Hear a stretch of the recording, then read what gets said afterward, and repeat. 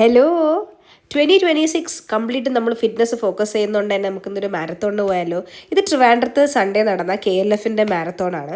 എൻ്റെ running companion നമ്മുടെ ലക്കു ആയിരുന്നു. ലക്ക് മാത്രമല്ല, കുറച്ച് കുഞ്ഞി പിള്ളേരും നമ്മുടെ കൂടെ കമ്പനി തരാനുണ്ടായിരുന്നു.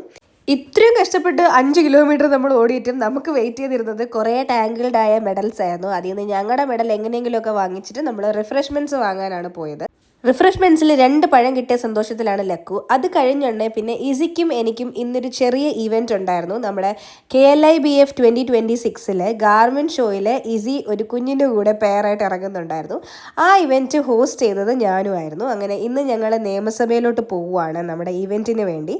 KLIBF എന്താണെന്ന് അറിയാത്ത ആൾക്കാർക്ക് Kerala legislature international book festival 2026 ഇപ്പോൾ നടന്നുകൊണ്ടിരിക്കുകയാണ്. എനിക്ക് തോന്നുന്നു January 13 വരെ ഉണ്ട്.